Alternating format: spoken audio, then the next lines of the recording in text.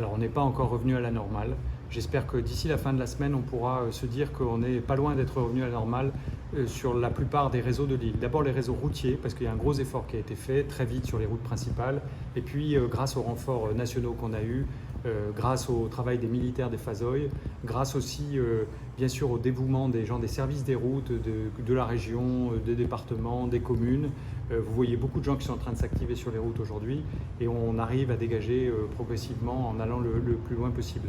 Sur l'électricité, grâce au gros travail qui est fait par EDF, les lignes principales sont rétablies et on est maintenant à 7% des abonnés à peu près qui sont encore perturbés. Pour vous dire, par rapport à Batsirai, EDF a fait un rétablissement qui est allé 2 fois plus vite qu'à l'époque du précédent cyclone. Donc là aussi, il y a malheureusement des secteurs concernés par des coupures qui sont concentrés notamment dans le sud de l'île.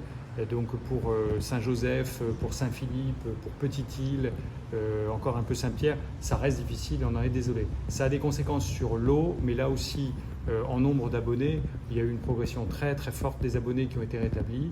Alors évidemment, il faut faire attention, comme le dit l'ARS, lorsqu'on rouvre le robinet, à ne pas la consommer tout de suite et surtout, tant qu'on n'a pas eu l'accord pour dire qu'elle est potable, la considérer comme de l'eau non potable ou alors la faire bouillir selon les recommandations de l'ARS, mais s'il y a une grosse amélioration.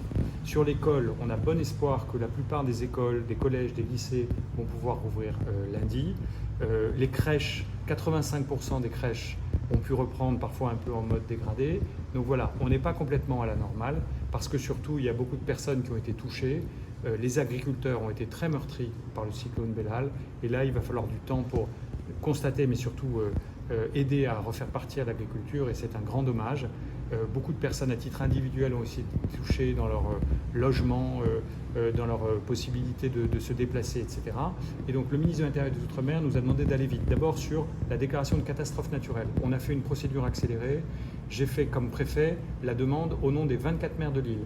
Cette demande, elle est partie aujourd'hui à midi, 2 jours après le cyclone. Elle sera examinée par une commission nationale demain après-midi.